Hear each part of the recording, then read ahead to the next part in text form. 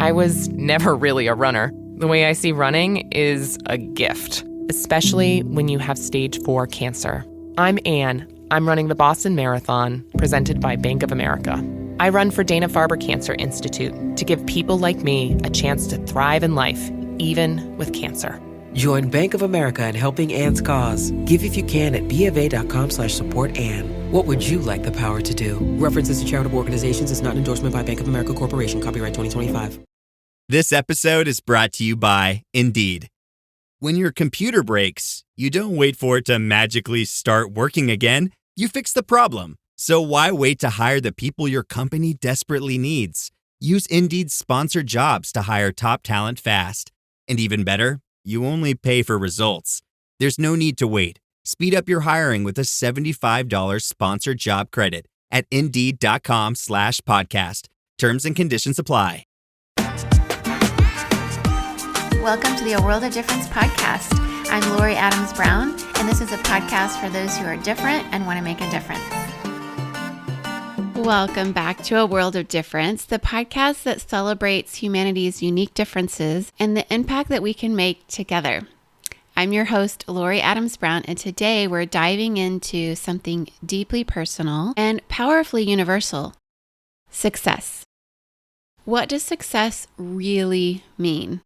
I've been posting a bit on social media, been asking a few of you, and would love to hear more of your thoughts, even as this episode releases. But let's talk a little bit today about success and how it is perceived differently based on our own unique differences and our global cultures. And maybe in this generation where geopolitical events are causing many to ask the question, what does success look like for me? Honestly, if you ask 10 people from different cultures, industries, and walks of life, you'll probably get 10 beautifully different answers.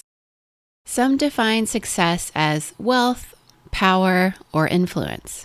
Others as peace of mind, deep relationships, or leaving a legacy here on this earth.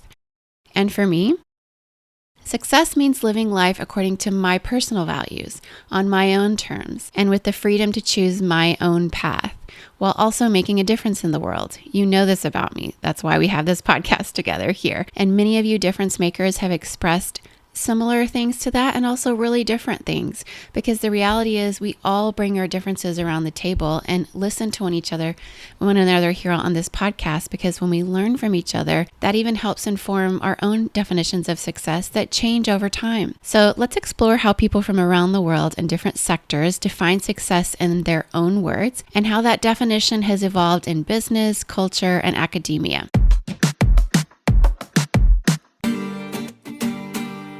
Hey friend, let's talk. If you've been feeling stuck, uninspired, or just plain over it in your career, this is your wake-up call. It's time to stop waiting for that right moment and start making moves, because no one is coming to rescue you. If you want to check out the Mastering the Career Pivot, my brand new masterclass is designed to help you take control of your career, pivot with confidence, and land a job you actually love. This isn't some fluffy follow your dreams nonsense. This is real strategy to get unstuck and take action now, right now. Here's what you get: 1 hour of video training with me, breaking down the exact steps you need to take. 1 hour or maybe 2 hours, depending on your process, of self-paced exercises to map out your career pivot plan. A free career pivot guide to walk you through the process. A clear, actionable roadmap so you can stop second guessing and start making moves. And if you want to go even deeper, you can grab the Pivot Package, a powerful set of tools, including a detailed workbook and 3 must-have spreadsheets to track your job search, networking, and applications like a pro. And let me just say, if you're going out there expecting to just apply for a job, the first job, and get it, maybe you're one of those people, and maybe you do. But if you're like most of the rest of us, you get a job based on people you know. And statistically speaking, that's true, as well as in my own lived experience and career journey. So networking is really a huge part of it, but a lot of us don't know how. And so a spreadsheet where you can track that, break it down, figure out what to talk about. I have some sample interview questions, or you can do informational interviews. There's so much there in the Pivot Package that is part of my own journey that helped me when I did a career pivot several years ago. So here's the deal. This course will save you hours of frustration, second guessing, and aimless scrolling on job boards. not helpful. You don't have time to waste, and your future is waiting. So let's get after it. Go to loriadamsbrown.com/career pivot and sign up for Mastering the Career Pivot today, because your next chapter, it's not going to write itself. A great South African leader that many of you know is Nelson Mandela, and he once said, "Money won't create success. The freedom to make it will." I'll repeat that. Money won't create success, but the freedom to make it will. Does that resonate? It certainly resonates with me. In Japan, the concept of ikigai combines passion, mission, vocation, and profession all into one concept. It's about finding joy in life through purpose, not just through your external achievements. And from the business world, Richard Branson offers us this. Too many people measure how successful they are by how much money they make or how the people they associate with. But in my opinion, true success should be measured by how happy you are. Does that resonate with you? True success being measured by how happy you are?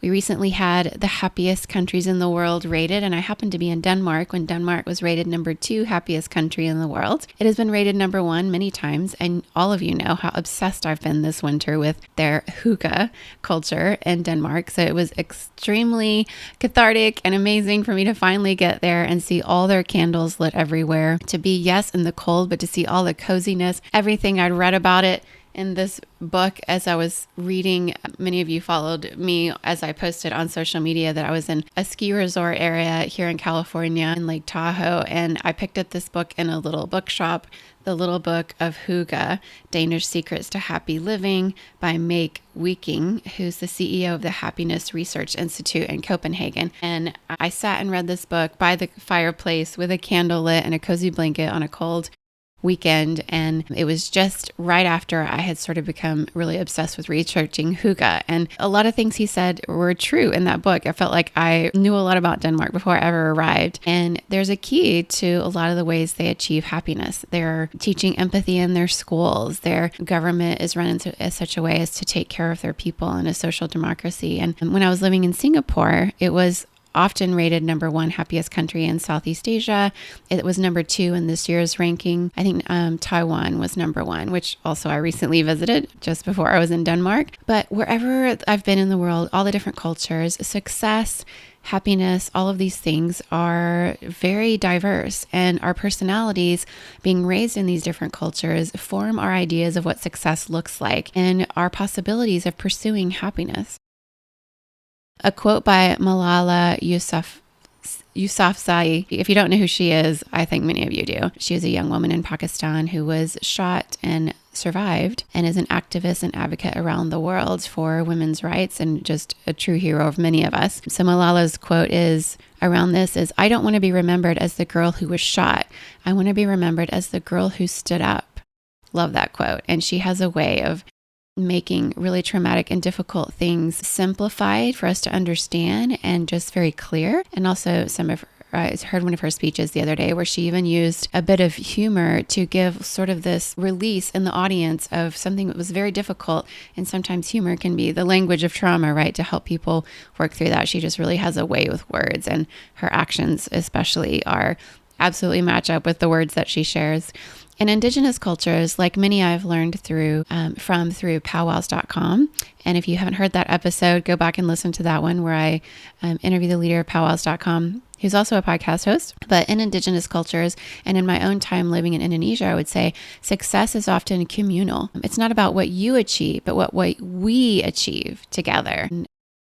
So when we think about it like that, instead of an individualistic success, when we think about a collectivist success, I'd really be interested to hearing your thoughts around that from the different cultures around the world. You know, for myself, living on 3 continents and speaking 6 languages has taught me that success isn't static. It's actually deeply contextual, depending on where I've been, what country I've been living in, what industry I've been working in, and the situations around me. Here now in Silicon Valley, success often looks like innovation and entrepreneurship and hustle. But I know many really innovative brains and innovative organizations and groups of people that spur us on to think of the new and best, greater thing. And it is very inspiring.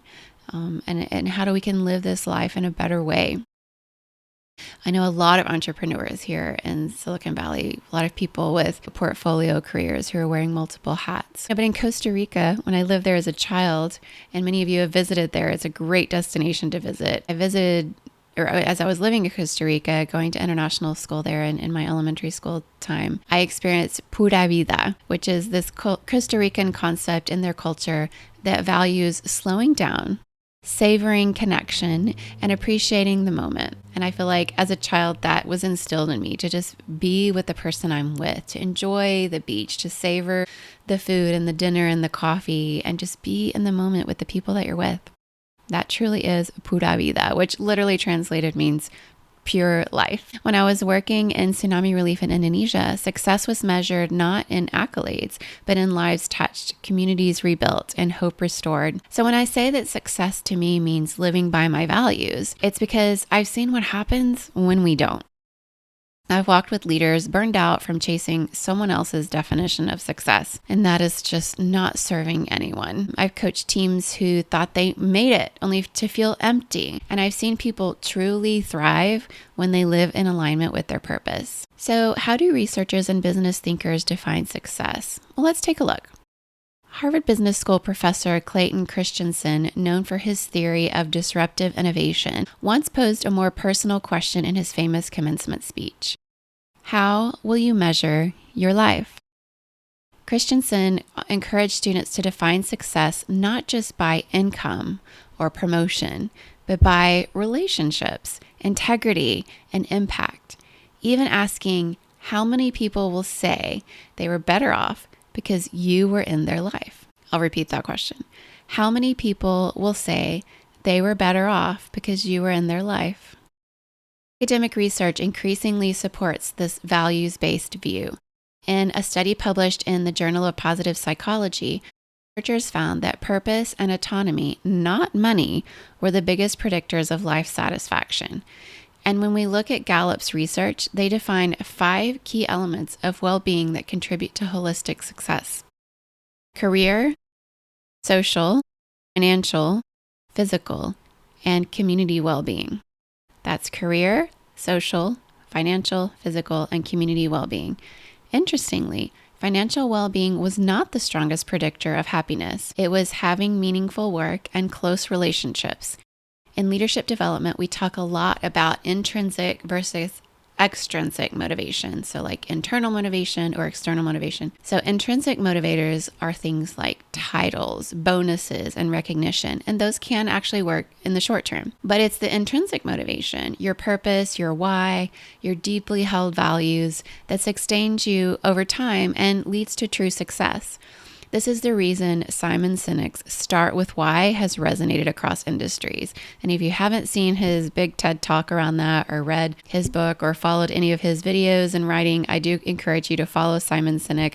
I was telling somebody about him the other day when I was in Chicago at a talent development conference. Very helpful. Some of the things he's talked about around trust builders and organizations versus high performers have been extremely helpful for me in conversations I've been able to have as I've been advising our president, and where I have conversations with other CEOs here in Silicon Valley, and I can advise them on talent development strategies. Having a trust builder in your organization, hands down, every day of the week, is way of higher value than a high performer. High performance can be worked on, but trust building is something you want to have somebody brought in with, or that has that from the beginning, because if you have a trust builder, they're going to continue to help your organization grow. But somebody who erodes trust can really hurt an organization. But Simon Sinek's work, Start With Why, has been very transformative for many people. And I'm interested and curious, what is your why? So let's think about starting there. And when you start with your why and you figure out what your why is, then you can kind of know what success looks like for you. If we don't start with our values and our purpose, we risk achieving all the wrong goals and hustling and pursuing with a lot of time and effort and blood and sweat and tears and maybe agonizing late nights to work for a success that isn't really our own version or definition of it. So let's go global again for a minute. In Scandinavian cultures, which I just mentioned, I was in Denmark, success is closely linked to balance and sustainability. Work-life balance isn't an afterthought. It's part of the success equation. And not that work-life complete balance is really achievable, but that you're looking for just happiness in both realms where you're able to show up as person of well-being in those different spaces that are important to you. In India, traditional values emphasize more of a collective success and how your family, your community, and your spiritual practice actually thrive as a part of that success. In African Ubuntu philosophy, the idea is am because we are. I am because we are. Success is interdependent, built through community well-being and shared resilience. Even here in the United States, we're seeing a bit of a cultural shift. So the Great Resignation, which has now kind of formed into the Great Reshuffle not long ago, and the rise of digital nomads are indicators that people are rejecting outdated definitions of success. They're saying, I want more freedom, more fulfillment, and more flexibility. I really love seeing that because it's a movement toward defining success on your own terms. So here's my question for you. What does success look like in your culture, in your story, in this season of your life? It's okay if it changes, and it's okay if it doesn't look like the highlight reels on Instagram or LinkedIn. And it's okay if it doesn't fit someone else's expectations too, because your definition of success is valid. And that's arguably the most important one because it's your life. We get this one wild and meaningful life to do what we want to do with it, to make our own choices. We're in the driver's seat of our life and we get to say what success looks like for us and make decisions that lead us toward that success. You're allowed to say, my success is peace of mind. My success is raising kind humans. My success is launching a social enterprise. My success is healing from trauma. For me, it's living by my values, on my own terms, with the freedom to choose my own path and helping others to do the same. Because when we live in alignment with our purpose, we don't just survive, we make a difference. I leave you with this quote by the great Maya Angelou. Success is liking yourself, liking what you do, and liking how you do it. That's the kind of success I'm after, and I believe it's the kind of success that changes the world, one life at a time. If this episode spoke to you, would you share it with 5 friends who are redefining success in their own life? Maybe they're in a career pivot. Maybe you want to recommend the Master Your Career Pivot course that's at loriadamsbrown.com/career pivot. Or maybe it's just somebody that you want to talk with about this conversation because you're realizing you've been following someone else's success for you. And it's time that you sat down and figured out what your why is. And sometimes the best person to figure that out with you are those that you really care about, your loved ones, your friends, your family, those that know you best. So send this episode to 5 people that you think would want to hear it and have a little conversation with each other about what success looks like for each of you. And I'd love to hear what you come out with. I'd also love to hear your thoughts about how you define success. So tag me on Instagram at Lori Adams Brown or join the conversation in our World of Difference community on Patreon. If you go to patreon.com/a world of difference, you'll find us there. And don't forget to subscribe so you never miss one of these episodes where we are having conversations to help us be more authentic as leaders all around the world in different industries, making a difference. So subscribe today and let's keep making a world of difference by living out our own definitions of success together. I'm Lori Adams Brown, and I'll see you in the next episode. Before we go, I just want to take a moment to thank you. Yes, you. The fact that you're here, tuning in, leaning into these conversations, and doing the hard and beautiful work of making a difference in this world, it means everything to me. In this episode, if it spoke to you, if it brought you healing, hope, or even just a new perspective, I'd love for you to help us spread the word. Subscribe to the podcast, leave us a review, and share this episode with someone you think might need to hear it. Your support helps this community grow and also helps us to keep having these important conversations. You are such a vital part of this journey. And every time you listen, every time you share, you remind me of why we do this, because you are out there making a difference in your own beautiful, messy, and imperfect way. And that matters more than you know. So thank you for being here. Thank you for showing up. And thank you for making the world a little brighter, a little kinder, and a little more whole. Until next time, take care of yourself and keep making a difference. You are loved. All right, listen up, because this can change your life. If you've been feeling overwhelmed, stuck, or just not yourself lately, I need you to hear this. You don't have to go through it alone. Life is hard. Career pivots, relationships, stress, big decisions. It's a lot. And let's be real. Sometimes your best friend or your journal just isn't enough. That's where BetterHelp comes in. BetterHelp is online therapy that actually works for your life. No awkward waiting rooms, no commute, just licensed professional support from the comfort of your own home on your schedule. Whether you need help processing a big change, setting boundaries, or just getting unstuck, you'll be matched with a therapist that fits your needs. Here's the best part. As a listener of A World of Difference, you get 10% off your first month. Just head over to www.betterhelp.com/difference. That's www.betterhelp.com/difference to get started today. Look, your mental health is everything. You deserve support. You deserve all the healing. You deserve to feel better. So don't wait. Go to www.betterhelp.com/difference and take that first step for your healing today.